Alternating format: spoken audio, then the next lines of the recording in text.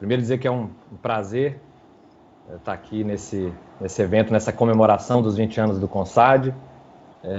Agradecer aqui o espaço, o convite, presidente Fabrício, trazer o abraço da nossa presidente Letícia Piccolotto, que infelizmente não pôde estar presente, e dar os parabéns, acho que não só para o CONSAD, pelos 20 anos, mas parabéns para você, Fabrício, pelo brilhante trabalho, não só à frente do CONSAD, mas também à frente da CEPLAG lá em Alagoas. Eu tive a oportunidade de acompanhar muito de perto, né, o trabalho tanto do CONSAD quanto da CEPLAG lá em Maceió. Então, assim, realmente, os parabéns, falo com muita tranquilidade e deixo as minhas congratulações aqui pelo trabalho realizado agora, né, nos últimos meses, à frente da Secretaria do CONSAD.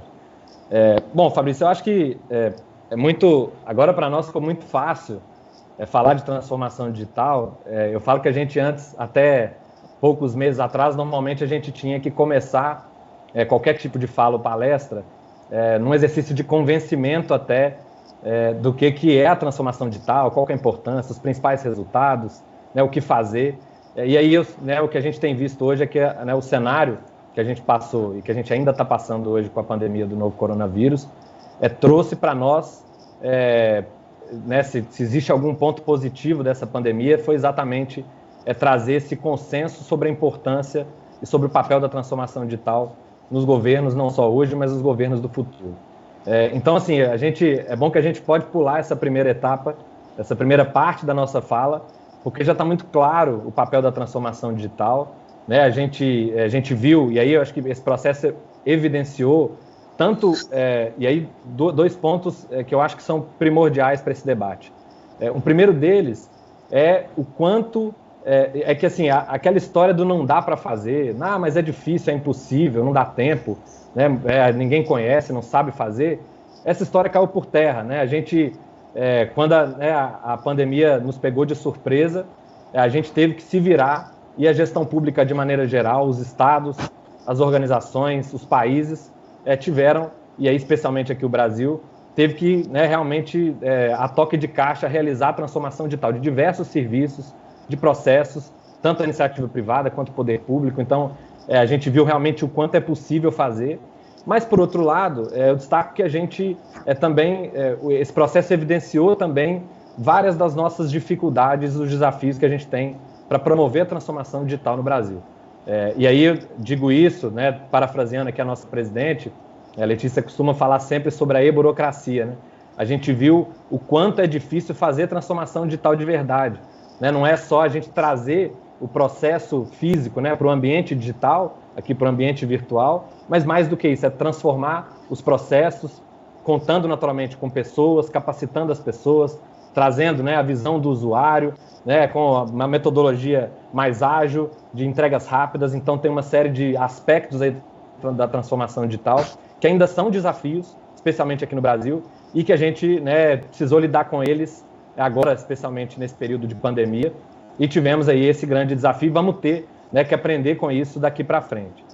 E aí, assim, eu acho que vale destacar, apesar desses desafios, que o Brasil avançou muito nos últimos anos, né? A gente saiu recentemente agora o índice aí de governos, né, de governos online aí, da ONU, em que o Brasil passou do 22º para o 20º lugar. A gente, né, há pouco tempo atrás, foi divulgado aí o ranking lá da OCDE de governo digital, que o Brasil, né, estava aí no 16º lugar.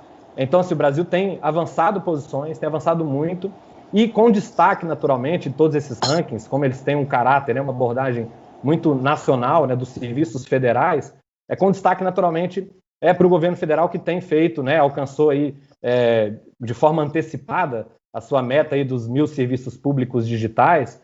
Mas é importante lembrar que boa parte desses serviços, apesar desses rankings, né, e todas essas listas dos países digitais e dos governos, né, digitais pelo mundo, avaliarem especificamente o governo federal, a gente sabe que aqui no Brasil, principalmente, o papel dos estados e dos municípios é fundamental para esse processo. Então a gente vê, né, só para citar um exemplo, a gente viu agora, mais recentemente, eu acompanhei muito de perto lá pelo GTD, né, a transformação digital, né, eu acho que o CRLVE, né, que é o licenciamento veicular digital, que é um serviço, né, prestado pelo governo federal, mas que só foi viabilizado e só foi impulsionado agora nos últimos meses por um grande esforço coordenado com os estados, com todos os estados, e aí cada um no seu tempo, cada um da sua forma foi, né, conseguindo ali transformar digitalmente todo o processo ali de disponibilização do documento ali do licenciamento veicular, e hoje a gente tem números extremamente expressivos desse processo de transformação digital do licenciamento. Então, assim, é importante lembrar que a maioria desses rankings, né, trazem muito essa visão do governo federal, da União, mas que, né, tudo isso não seria possível sem o papel primordial aí dos estados e municípios. E, né, dentro desse cenário, vale destacar a centralidade das redes de gestores públicos e de órgãos públicos que têm promovido essa transformação digital. Só para citar os dois principais na minha visão, que aí trazendo principalmente a Rede Gov.br e também o GTD.gov, que é o Grupo de Trabalho de Transformação Digital aqui do próprio CONSAD, em parceria com a BEPTIC, que tem feito um trabalho fundamental nesse processo, e aí não só de promover a troca de experiências entre os gestores públicos, mas também de produzir conteúdo e de coordenar, de fato, ações concretas para a transformação digital de serviços públicos. Então, né, os resultados que a gente já tem acompanhado agora, a gente faz parte, né, tem acompanhado desde a primeira reunião do GTD, por exemplo, mostram o quão acertada foi a decisão do CONSAD e da BEPTIC de criar esse grupo, de criar, mais do que criar, mas de coordenar de forma brilhante também esse trabalho, que eu acho que o maior desafio nesse caso é realmente coordenar, né, membros tão diferentes e que tem feito um trabalho realmente excelente. E mais do que, né, articular os diversos gestores e órgãos públicos, né, das diversas esferas e entes, esses grupos têm feito um trabalho também super legal de conectar a gestão pública com iniciativas do terceiro setor, com a academia e também com o setor privado.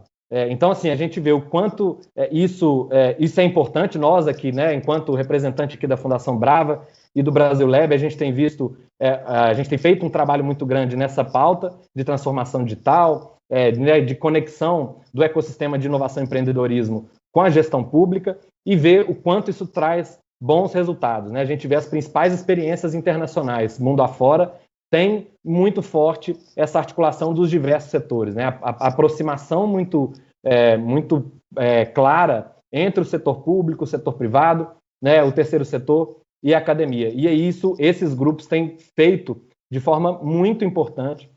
O GTD, por exemplo, a gente faz parte, né, quanto Brava, Brasil Lab, a Aliança agora, que é esse grupo de organizações que a Brava faz parte junto com o Instituto Humanize, o Instituto Arapiauí e a Fundação Tid Setúbal também está lá dentro. A gente tem parcerias, né, especificamente com o GTD, com a Rede Gov, a gente sabe da importância desses grupos, tem outras organizações, a academia está lá dentro, então a gente vê o quanto é importante essa articulação. E aí, assim, falando em parcerias, em articulação, né, com o setor privado, academia, etc., eu queria já convidar para uma primeira consideração o Matheus Goiás, que é aí CEO, vou até buscar aqui porque o currículo do cara não é brincadeira, mas que é CEO e co-founder da Tribe, né, Matheus, que começou a sua carreira na consultoria júnior lá da Fundação João Pinheiro, né, Matheus? E aí, Matheus que tem o DNA empreendedor desde a época lá da faculdade, desde adolescente, eu tive a oportunidade de ser da sala dele, e aí, assim, Matheus que está ajudando, tem hoje uma iniciativa, apesar, né, ele tem uma carreira extensa no ecossistema de inovação e empreendedorismo, e hoje está ajudando o governo, né, acho que o país, ajudando o Brasil de maneira geral, a fechar um gap que pode chegar a mais de 300 mil profissionais digitais até 2024, que são exatamente a diferença entre o total de vagas, né, o total de contratações que o mercado, tanto público quanto privado, vai precisar fazer até lá, e o quanto nós, enquanto Brasil, conseguimos formar de profissionais digitais anualmente. Então, esse é um desafio que o Matheus tem tentado responder. E aí, Matheus, queria te ouvir um pouco do trabalho que vocês têm feito. Acho que tanto do ponto de vista da parceria, né, de como a iniciativa privada, as startups, né, podem ajudar o setor público nesse desafio da transformação digital, e também como vocês têm ajudado, né, a fechar esse gap e fornecer profissionais digitais, tanto para o setor público quanto para o setor privado, academia, terceiro setor, mas para os diversos setores que têm trabalhado essa pauta. Seja bem-vindo, é um prazer recebê-lo aqui no nosso painel. Fernando, obrigado. Prazer é meu estar participando aqui. Prazer aqui falar com você, com Wesley e com todas as outras pessoas que participaram. Um assunto que eu gosto muito, acho que eu não cheguei a ser um especialista em política pública e gestão governamental como você, mas sempre sou entusiasta e acho que ninguém tem uma bala de prata, né? As pessoas todas elas têm que trabalhar em conjunto para conseguir proporcionar uma solução que faça com que o nosso Brasil seja um país melhor, um país com mais oportunidade, um país que tenha maior capacidade de construir um futuro para toda essa nova geração de pessoas que vão viver aqui conosco. Então, eu queria dar um passo atrás, Fernando, e falar o seguinte: eu acredito muito que existe uma simbiose extremamente positiva entre o setor público e o setor privado no que diz respeito à inovação. A minha empresa, antes da Tribe, para quem não sabe, era uma empresa de educação também, chamada EpiProva, o que a gente oferecia exercícios, simulados, projetos para estudantes do Brasil inteiro, de graça, poderem se preparar para o Enem, antes da prova do Enem acontecer. A gente fazia simulado, desafio, enfim. E o EpiProva, ele só foi possível porque a gente foi selecionado por um programa do Ministério de Ciências e Tecnologias em 2013, chamado Startup Brasil, que foi um programa que nos apoiou muito junto ao Ministério de Ciências e Tecnologias, o CNPq, e nós somos acelerados na Funsoft, que é a aceleradora da Prefeitura de Belo Horizonte, junto com o governo do Estado de Minas Gerais. Fomos apoiados pelo Sebrae, então você vê que assim, tem diversos elementos da nossa trajetória que, se a gente conseguiu construir uma trajetória até hoje, certamente teve um apoio e uma colaboração muito grande de iniciativas que surgiram a partir do poder público para fomento da inovação. Acho que a gente conseguiu contribuir muito quando a gente olha para trás e vê que mais de 4, quase 5 milhões de pessoas chegaram a utilizar a nossa tecnologia no passado e agora estamos tentando fazer a mesma coisa aqui na construção da Tribe. Tá? Então, acho que nós estamos falando muito aqui sobre como que o setor privado pode ajudar no processo de transformação em relação ao setor público, mas eu acho que tem muito do que o setor público pode fazer, em especial por iniciativas nascentes como a nossa, e a gente tem muito orgulho e carinho e sabe que esse apoio foi completamente fundamental para a nossa trajetória. Meu sócio e eu somos bastante gratos. Bom, falando sobre a Tribe, para quem não sabe, a Tribe é uma escola de alta qualidade que forma pessoas em desenvolvimento de software web. Desenvolvimento de software web hoje é a profissão com o maior gargalo para contratação no Brasil. Então, tem uma quantidade muito pequena de pessoas que são formadas vis-à-vis a quantidade de pessoas que são demandadas pelo mercado de trabalho, perfeito? E quando a gente fala de uma formação de alta qualidade, a gente fala de uma formação de alta qualidade com os seguintes componentes: 1 ano de formação, 6 horas por dia, tudo ao vivo. Todas as pessoas que trabalham aqui conosco trabalham em regime de dedicação exclusiva. Então, é um benefício muito grande, né? Porque normalmente em instituições de ensino você vê professores que normalmente trabalham como humoristas, obviamente por diversos motivos. Aqui a gente tem todo mundo dedicado integralmente para o aprendizado das pessoas que estudam conosco. E o currículo construído com base no que o mercado de trabalho nos mostra que tem sido a demanda. Em especial porque em tecnologia, como as coisas evoluem e mudam muito rápido, a gente constrói esse currículo em face do que as empresas estão nos apontando que vai ser importante. Nós fundamos a empresa em 2019, em agosto. Hoje temos 700 pessoas que estão estudando conosco. Ano que vem esperamos ter 3.000 pessoas estudando conosco. Perfeito? A nossa turma 1, que formou em setembro, 100% das pessoas já saíram contratadas. A turma 2, que vai formar agora em novembro, 100% das pessoas já estão contratadas. O que mostra realmente o tamanho da demanda e o tamanho da oportunidade que existe do ponto de vista social, de emprego e de renda para formar profissionais nesses campos específicos de atuação. A gente sabe, Fernando, que também educação de alta qualidade, normalmente ou ela é pública, ofertada pelo Estado, como aqui eu e você tivemos oportunidade de receber, ou então ela é muito cara e privada. Em qualquer lugar do mundo, ela vai estar sempre oscilando entre essas duas condições.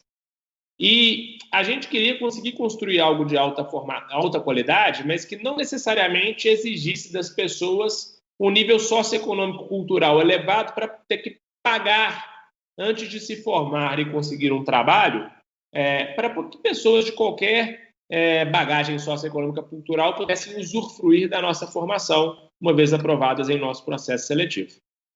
E trouxemos para o Brasil um modelo de sucesso compartilhado, que é uma alternativa de pagamento, em que as pessoas podem começar a optar por pagar somente quando tiverem uma remuneração acima de um patamar mínimo. Perfeito? E o que eu vejo de elementos positivos aqui, Fernando, que são importantes?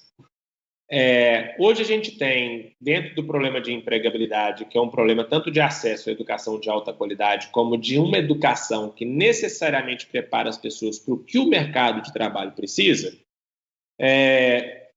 um problema social muito grave, porque as empresas que, de alguma forma, ajudam o motor econômico do país com a arrecadação dos impostos, a geração de emprego e renda, elas vão ter cada vez menos competitividade a nível global se elas não conseguirem, de alguma forma, resolver os seus desafios de transformação digital. A gente tem visto em diversos locais do mundo grandes indústrias, grandes empresas que eventualmente não estão conseguindo se manter na liderança, ou se manterem produtivas, lucrativas, porque não têm acompanhado o ritmo da transformação digital. E para investir em transformação digital, não é se comprando maquinário, não é se comprando grandes ativos industriais, o investimento em transformação digital é investimento em pessoas.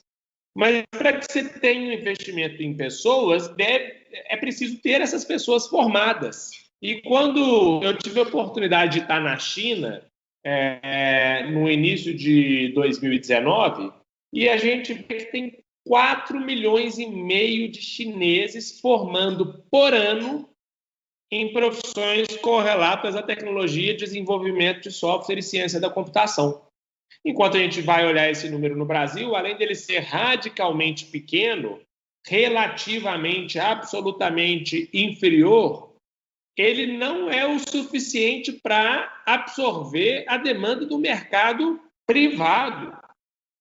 E qual que é a gravidade disso? A gravidade disso é que a gente está em face de um país que tem mais de 30 milhões de pessoas subempregadas, aproximadamente 13 milhões de pessoas desempregadas, uma boa parcela desses com ensino superior ou técnico profissionalizante em uma área em que o mercado de trabalho não tem tido condições de absorver, uma briga enorme do mercado privado para contratar esses profissionais para conseguir fazer com que as empresas ganhem a competitividade que é necessária no processo de transformação digital, um mundo aberto em que empresas contratam em qualquer lugar do mundo, em especial porque agora todo mundo viu que é 100% possível trabalhar de casa, trabalhar remoto, e a competitividade, então, por essa mão de obra deixa de ser local e passa a ser global.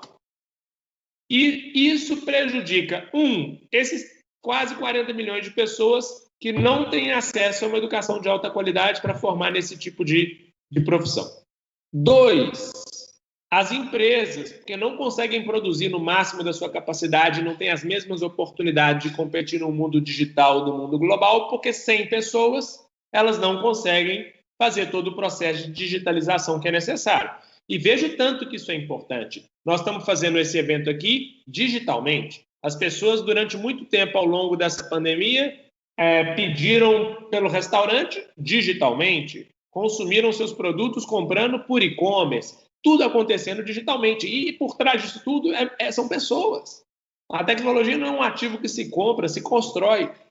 E se a empresa não produz, o país não arrecada, não gera emprego, não gera renda. Então é um problema estrutural de país, de empresas e de pessoas. E o que eu queria terminar dizendo que, poxa, se é difícil para o mercado privado, imagina para o público recrutar esses profissionais que vão cuidar da transformação digital do setor público.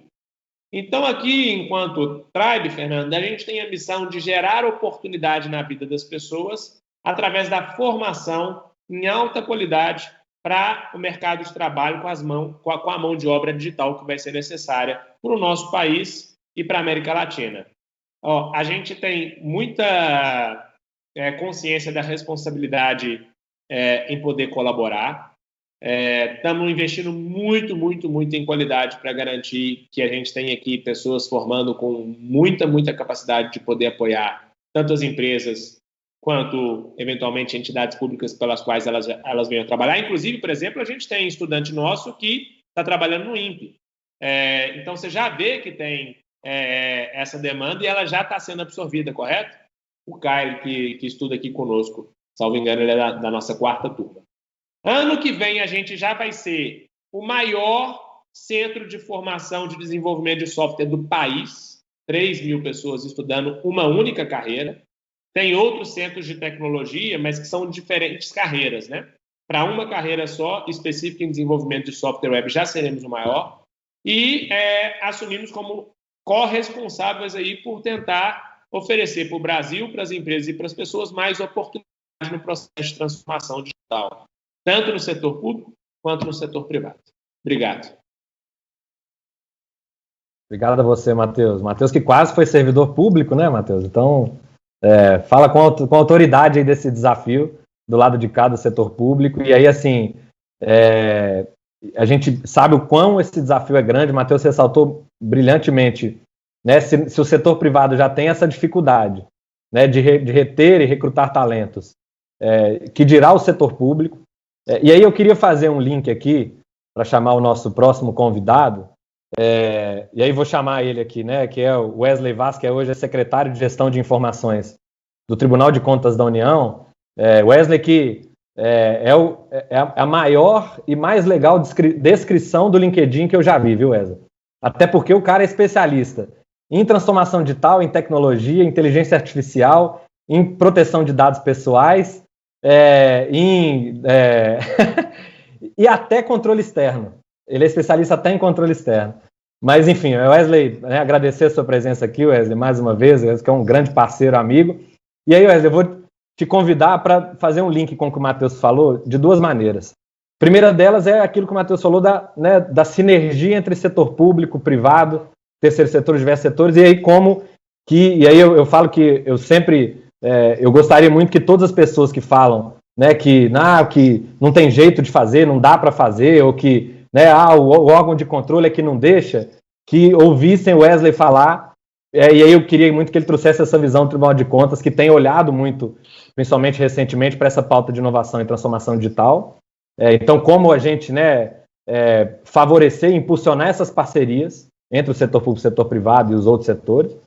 E um segundo ponto, que o Matheus trouxe muito bem com relação aos profissionais, para trazer um pouco a sua visão de uma pessoa que está num centro de excelência da administração pública. A gente sabe que o Tribunal de Contas da União, né, tem um corpo técnico extremamente qualificado, e como eu queria, né, entender a visão também de vocês aí no Tribunal de Contas, e de você, Wesley, pessoalmente também, como a gente consegue também replicar esse modelo de sucesso do Tribunal de Contas para a gente ter pessoas cada vez mais qualificadas no setor público como um todo.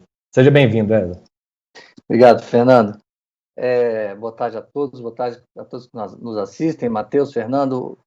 Fernando, deixa eu fazer a primeira observação sobre o meu LinkedIn. Eu estou tentando ser o mais generalista possível.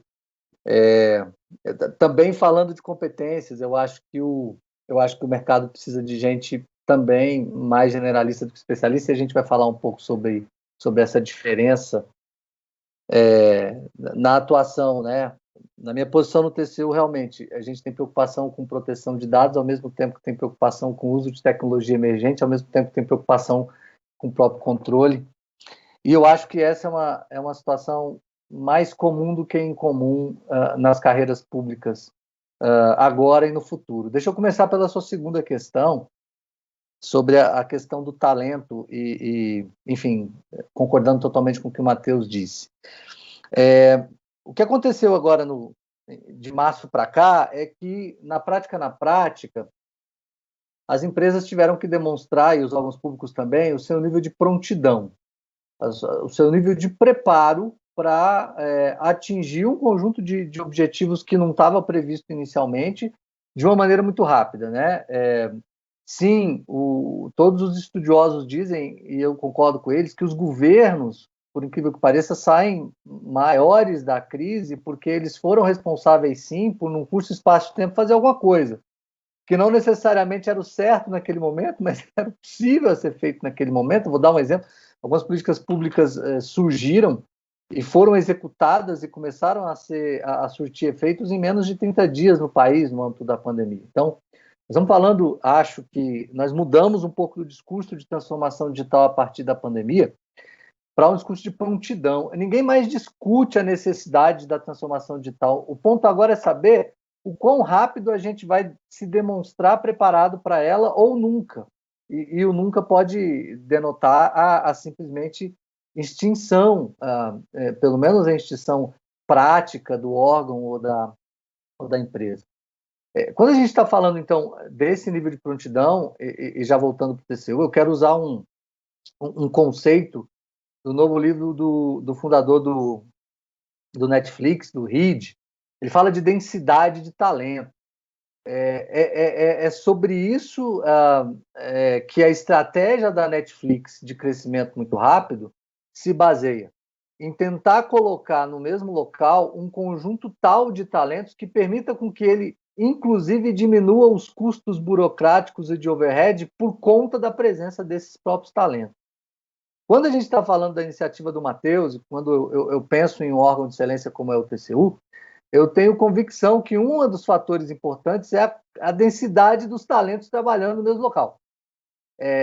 Se cobrando, se colaborando também ao mesmo tempo. Então, o primeiro ponto é esse. Nós precisamos falar de transformação digital sobre o que realmente importa, e não é tecnologia que importa. O que importa é o uso da tecnologia e a construção dela. E usar e construir tecnologia hoje, eu não sei se no futuro, mas hoje, ainda depende de um conjunto de pessoas preparadas. Eu acho que esse nível de prontidão para a transformação digital, e eu estou vendo isso acontecer no TCU e em outros órgãos, ele é basicamente composto de 3 grandes variáveis. Eu acho que os profissionais têm que começar a aprender de verdade o que é inovação para valer, inovação, o aprofundamento no estudo do problema, né? O cara ser um especialista num problema e tentar resolver isso, é onde as startups entram, daqui a pouco eu falo. O cara tem que simplesmente se virar em tecnologia, onde entra certamente alguns tipos de capacitação e treinamento, e mais do que isso, formas de desmistificar a produção e o uso de tecnologia, em especial para gente de outras gerações, e alfabetização em dados. Eu acho que essas 3 coisas montam um ambiente necessário, ainda insuficiente, mas necessário para a gente falar em transformação digital de maneira séria, para a gente falar em nível de prontidão, para ser mais objetivo na transformação digital, para a gente falar em densidade de talentos. A densidade de talentos tem a ver com a composição dessas habilidades, e eu acho que o TCU tem estímulos e incentivos suficientes para que as pessoas possam repensar suas posições e investir sua carreira nesses 3 pontos que eu acho que são fundamentais dentro do setor público e do setor privado. Mas isso, na minha visão, não é suficiente, e aqui entra muito a questão das startups, né? Há um tempo atrás, eu ouvi do mercado privado uma expressão que eu acho que é bastante válida ainda hoje, que são as techquisitions. Grandes empresas financeiras começaram com isso, adquirindo pequenas startups de destaque para trazer para o seu ambiente, para inocular no seu ambiente alguns vírus, né, da inovação, vírus do uso da tecnologia. Isso acontece no mundo privado. E eu acho que uma das formas de fazer isso acontecer no mundo público é entre a aproximação entre os órgãos públicos e o ambiente de startups para resolver um problema de impacto bem definido.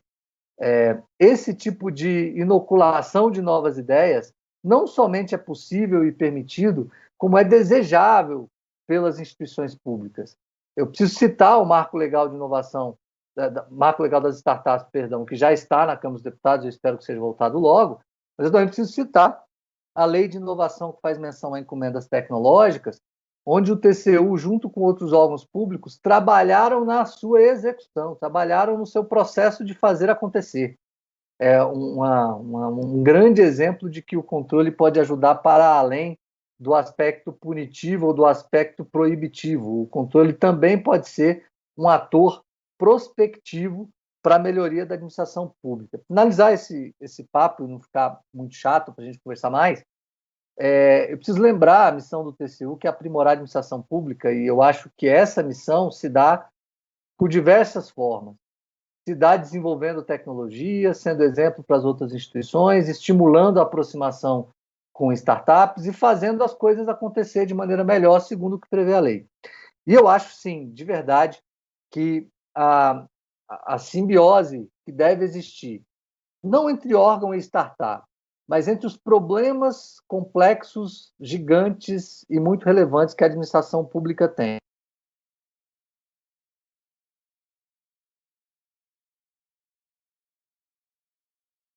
Essa combinação é muito mais importante do que a gente pensar em órgãos e empresas. A gente tem que ligar, então, para ser coerente com a minha primeira parte da fala, problemas com soluções, de modo a criar, no meio do caminho, pessoas mais capazes de compor times de talento.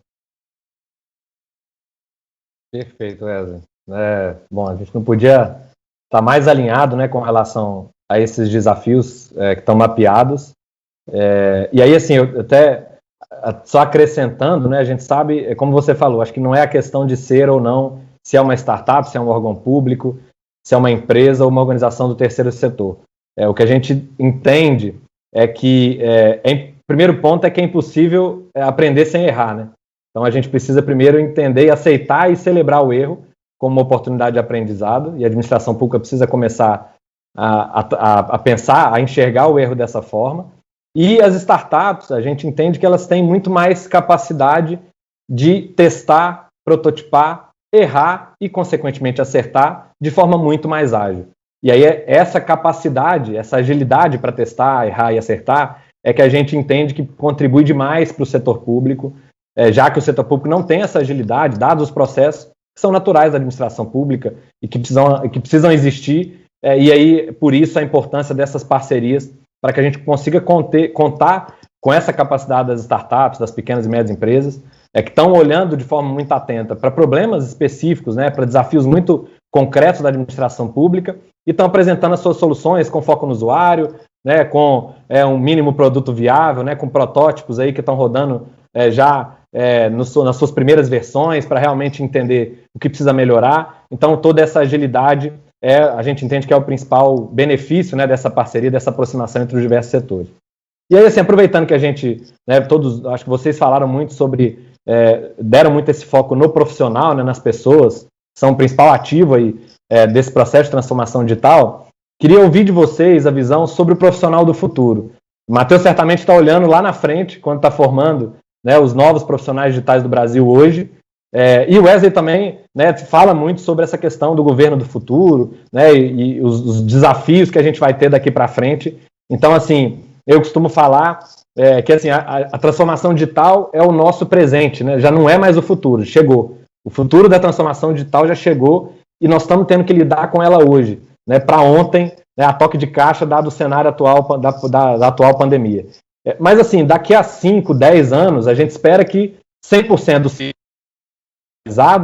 o mercado privado também, e aí vão vir novos desafios, e os servidores vão ficar aí por mais 20, 30 anos, dado, né, uma carreira padrão aí dentro do serviço público, e aí, né, quando passar a transformação digital, quando a gente vencer esse desafio, que é o presente hoje da administração pública, quais vão ser as capacidades, os desafios e os rumos, aí, as novas habilidades para o profissional do futuro, tanto no setor privado e principalmente no setor público. Matheus e Wesley, essa para vocês. Wesley, eu vou primeiro. Fica à vontade, Matheus. Tá bom. Ô, Fernando, você sabe que eu acho que essa questão da transformação digital ela só tem início, ela não tem fim, tá? Eu só acho que os desafios eles vão ser diferentes, porque agora a gente está numa primeira camada de transformação digital ainda, que é a digitalização de serviços, como você mesmo falou. Mas ainda tem outras camadas que vão vir, que são, por exemplo, as camadas de inteligência artificial, de ciência de dados, da internet das coisas, que vai mudar muito ainda, muito, sabe? Então, acho que qualquer exercício de previsão aqui é um exercício muito difícil de futurologia. Mas meu palpite é que as instituições, tanto as públicas de excelência, como o TCU, quanto as privadas, grandes empresas, pequenas empresas, elas vão ter que contar que no dia a dia, uma parte da jornada de trabalho das pessoas vai ter que ser dedicada à reciclagem dessas mesmas pessoas. Sabe aquilo? Minha esposa faz doutorado em oncologia. Ela estudou comigo aqui em Belo Horizonte, no Colégio Santo Antônio, depois foi para o UFMG, depois fez mestrado no UFMG, agora faz doutorado lá na Secargo, em São Paulo. O que eu quero dizer com isso? Ela tem 30 anos de idade, assim como eu, e estudou 12 anos depois do ensino médio. Eu acho que trajetórias como essa, elas vão ser cada vez mais raras de se encontrar. O que eu acho que a gente vai ver são pessoas estudando um intervalo de tempo mais curto no início e vários outros intervalos de estudo ao longo da vida, porque como o mundo vai mudar numa velocidade muito rápida, as pessoas vão estudar, ter um desafio durante 2 anos, o mundo vai mudar, elas vão estudar, vão ter um outro desafio durante... Então, se você somar ao longo da vida, as pessoas às vezes vão estudar até mais do que 12 anos. Até porque a gente também trabalha com uma trajetória de que com o avanço da tecnologia e melhoria das condições sociais, as pessoas vão viver mais, né? Então, as pessoas vão acabar estudando até mais do que um horizonte de 12 anos, 6 anos, 4 anos, e nós estamos falando já de uma camada super privilegiada da população, que já teve acesso a ensino superior e educação profissionalizante, mas é somente assim que nós vamos estar tendo a capacidade de manter tanto a iniciativa privada, a mão de obra da iniciativa privada, quanto os servidores atualizados.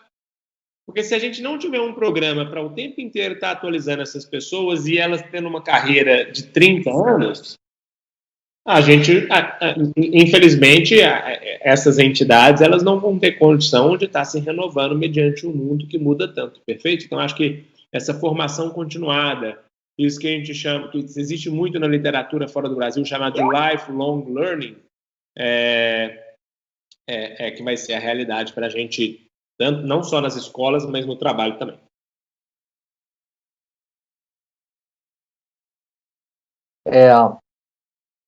Concordo com o Matheus, né? Eu vivendo no ambiente público, o desafio é um pouco maior. O desafio é maior porque muitos dos profissionais públicos eles não veem incentivos em se reciclarem, em fazerem mudanças de maneira tão rápida assim. Muitas pessoas estão lá e aprenderam a executar o seu processo de trabalho e se sentem confortáveis com isso, e toda mudança acaba sendo algo que eles não desejam. Mas eu gosto muito, embora obviamente não seja perfeito, dos relatórios que o Fórum Econômico Mundial traz de tempos em tempos, e recentemente ele trouxe o futuro do trabalho para o ano de 2025, e o que a gente consegue ver nesse relatório é a existência de competências como pensamento sistêmico, alfabetização em dados, alfabetização em tecnologia, algumas capacidades de soft skills relacionadas à empatia, à resolução de problemas. Eu acho que as pessoas precisam se capacitar para resolver problemas que ainda não existem ou que ainda não apareceram. E isso é diferente, um pouco diferente da capacitação tradicional que a gente está acostumado no colégio. O colégio te coloca um conjunto de problemas que já estão postos para te treinar a pensar neles. E eu acho que a capacitação profissional do futuro é uma capacitação profissional mais aberta. Ela não vai te colocar diante de um problema bem definido, ela vai te colocar diante de uma situação que até definir o problema passa a ser o problema. É nisso que eu acredito no futuro. E aí há um problema associado a essa questão, e eu volto aí para o mundo no que eu vivo, né, no mundo do serviço público, em que os incentivos não são exatamente os melhores para fazer essa adequação, até porque muita gente pensa que, olha, eu vou estar capacitando para uma coisa que eu nem sei se vai ser um problema que eu tenho que endereçar. Esse é um ponto. Segundo ponto, fazendo talvez um contraponto à palavra do próprio Fernando, e concordando com o Matheus. A transformação digital, eu acho que ela não vai acabar. Eu acho que o termo pode acabar, porque o termo é muito mal utilizado. Mas a necessidade de você se readequar para resolver novos problemas, usando o conjunto, a suíte digital que envolve competências e ferramentas, por exemplo, vai continuar existindo. A digitalização dos serviços públicos é fundamental, mas ela, na minha opinião, e aqui vai um ponto polêmico, ela é menos fundamental do que o repensar o serviço público.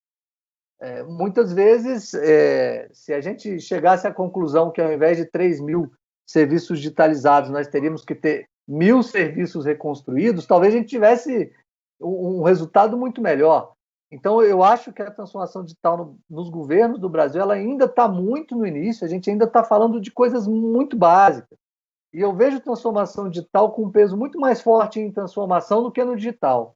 Eu vejo transformação digital com um peso muito mais forte em vamos reconstruir o que a gente fez, levando em consideração outras premissas, do que exatamente digitalizando aquelas soluções que são necessárias, mas que usam premissas que não vão ser sustentadas no futuro. A gente está acompanhando agora as apurações da eleição americana.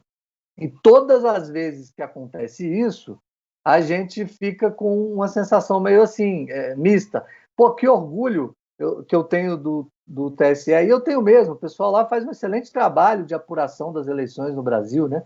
Mas, ao mesmo tempo, eu penso, que pena que eu ainda não posso voltar pelo celular. A segunda parte que a gente ainda não está discutindo, que a gente ainda não está conversando. Talvez, de novo, porque falte maturidade para esse tipo de discussão. É dessa parte que eu vejo o futuro, e não da parte em que a gente, em tese, já resolveu, ou pelo menos está confortável com as soluções que hoje tem, entende?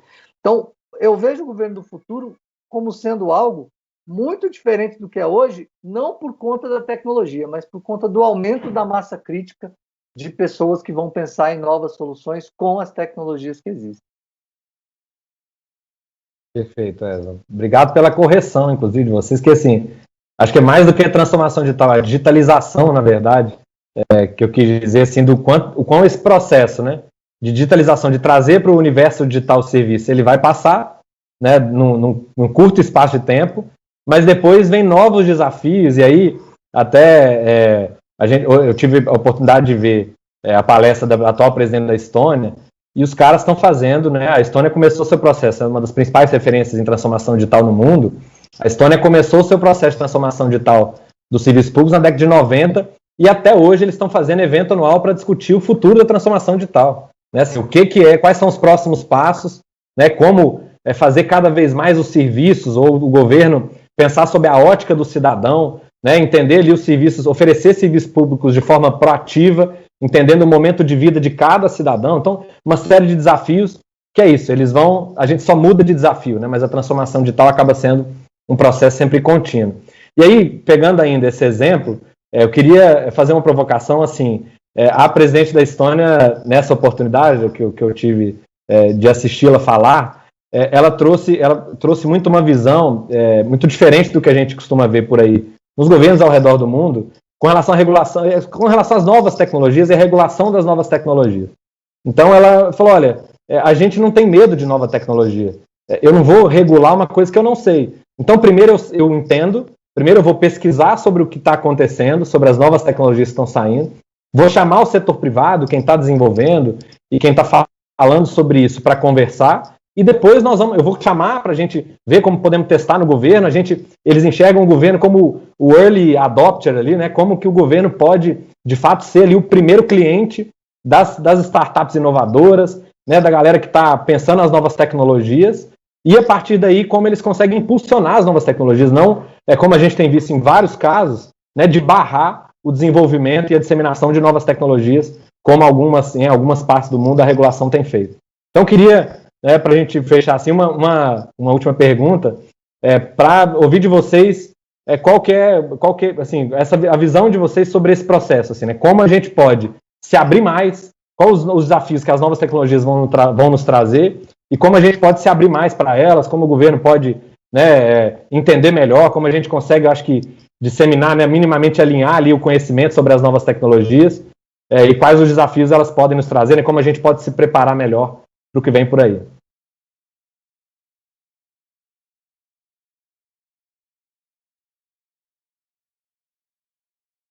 Pode começar, Matheus, por favor. Já que você começou da outra. Estamos escutando? Perfeito, tá bom. Fernando, eu que eu sou suspeito para falar sobre isso, né? Mas eu acho que a gente pode se preparar melhor. Não podemos esquecer nunca do básico, que é a educação. Eu acho que a gente tem, como país, que dá muita atenção para a educação básica.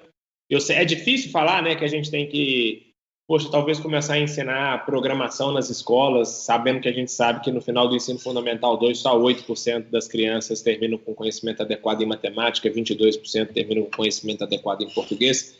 É difícil falar sobre isso, né? Então, acho que, assim, conhecendo que não existe uma bala de prata e das dificuldades enormes que a gente enfrenta do ponto de vista de educação para um país continental como o Brasil, mas eu acho que existe, primeiro, um papel importante da gente conscientizar que essa carreira existe, conscientizar que é importante que as pessoas que tenham acesso à educação, em especial a educação de qualidade, já comecem a perceber que o mundo está mudando e que elas precisam de estar preparadas para essa mudança. A gente tem todos os desafios da educação básica, mas, inegavelmente, o Brasil hoje tem 7 milhões de pessoas no ensino superior. Dessas 7 milhões de pessoas no ensino superior, 1 milhão está no ensino público, 6 milhões está no ensino privado. Desses 6 milhões do ensino privado, 3 milhões, metade, estão fazendo direito, administração ou pedagogia. O que não tem absolutamente nada de errado com essas profissões, muito pelo contrário. Eu, por exemplo, estudei direito e administração. Mas, certamente, não é aí onde está a grande demanda do mercado de trabalho e a grande demanda do que vai ser o futuro do ponto de vista de empregabilidade, do ponto de vista de desafios de transformação digital. Então, a gente precisa conscientizar as pessoas de que precisamos todos estar constantemente educados em relação a essas mudanças, em relação às habilidades que vão ser demandadas pelo futuro do mundo. Desde o que for possível, mediante as instâncias para a educação básica, até o ensino profissionalizante, seja ele superior, seja ele livre, seja ele técnico. Então, acho que essa é a primeira coisa. A segunda coisa eu acho que eu concordo bastante quando o Wesley pontuou que o Estado, todo mundo viu tanto que o papel do Estado e a força do Estado num momento de calamidade que a gente presenciou agora, né? Sem ele, nenhum lugar do mundo conseguiu navegar nessa pandemia. Eu acho que a gente vai ter, sim, que discutir se não for uma renda universal, é uma renda temporária para que as pessoas possam se reciclar profissionalmente. Do mesmo jeito que o Estado teve que intervir e falar, olha, eu vou segurar e ajudar essas pessoas todas aqui durante esse processo de pandemia, conforme o mundo for ganhando produtividade e com a digitalização e algumas profissões forem deixar de existir, a gente tem que falar sobre isso abertamente porque vai acontecer. Veja a quantidade de pessoas no Brasil que ficaram com remunerações e com renda a partir de aplicativos de transporte, seja eles de delivery, seja eles de corridas. E a gente vê um mundo que caminha para ter um carro autônomo e entrega por drone. E se você somar esse grupo, nós estamos falando de 5 milhões de pessoas no Brasil. Perfeito? Então, a gente vai precisar de apoiar essas pessoas para elas conseguirem dar um próximo passo na vida profissional. Então, isso vai depender também de um papel do Estado de conseguir fazer uma intervenção nisso daí, para que essas pessoas possam continuar economicamente ativas. E, por último, eu acho que todo mundo aqui que tem esse nível de consciência já, como você apontou no início da nossa conversa, pode compartilhar esse conhecimento na internet. Tem vários canais públicos em que a gente pode fazer isso gratuitamente, e é super importante quem teve o privilégio de poder ter essa consciência antes, compartilhar com quem, em especial, vai precisar. Tá bom? Que esse é o nosso papel aqui de todo mundo como brasileiro e brasileiras. Obrigado, Fernando. Legal. Bom, pouca coisa para falar, além da sua resposta, Matheus, bem completa. Para falar de regulação de novas tecnologias, vamos ao básico. O regulador precisa saber para que serve, precisa saber a aplicação, precisa saber os impactos, fazer a análise de impacto regulatório. Eu não estou dizendo que não se faz. Eu estou dizendo que para as questões digitais, há uma frente parlamentar aumentando, há uma frente parlamentar, inclusive, muito engajada, e eu comemoro isso aqui de Brasília, eu acho que isso é uma coisa bem importante, é uma evolução. Mas a gente precisa entender que o Brasil também são os estados e os municípios, e em muitos municípios muito relevantes, nós não temos nem de perto essa maturidade nos agentes políticos e nos agentes de primeiro escalão de governo para entender o impacto da aplicação de uma tecnologia para um problema que é público. Não existe isso. Então, eu acho, viu, Fernando, de uma maneira até meio que inocente, que muita gente se defende das tecnologias, ou regulando mal, ou regulando demais, ou deixando para lá, pelo desconhecimento dela. Eles simplesmente desconhecem. Essa formação que o Matheus cita, que é fundamental para os estudantes de nível básico e fundamental, ela é tão ou mais importante para as pessoas que estão no meio de carreira, em especial no governo. As pessoas precisam ter essa formação agora, porque é elas que, em alguma medida, incentivam e influenciam em decisões políticas que podem vir a fomentar um futuro um pouco melhor. Então, eu acho que esse é o primeiro ponto. Eu escrevi um pouco sobre isso um tempo atrás. É preciso também tratar das habilidades e das capacidades dos agentes políticos, dos agentes que podem, eventualmente, decidir algumas coisas. Eles precisam não ser deslumbrados com a tecnologia, mas também não podem ver na tecnologia algo que é ameaçador de um status quo. E aí vem o meu segundo ponto. Por que não pode ver algo ameaçador do status quo? Porque o status quo já está condenado a ser ameaçado no mundo que a gente vive, a gente se protegendo ou não, a gente regulando ou não. Fazer uma menção à Lei Geral de Proteção de Dados eu acho que é importante nesse momento. A Lei Geral de Proteção de Dados é um avanço em direitos fundamentais da humanidade, na minha opinião, e eu só tive essa opinião, viu, abrindo aqui para vocês de maneira quase que a confidenciar, eu só tive essa opinião quando eu estudei a lei, porque antes disso eu achava que a Lei Geral de Proteção de Dados era uma coisa que não ia se aplicar, era uma coisa que era muito utópica, era uma coisa que ia atrapalhar a economia digital e tudo mais.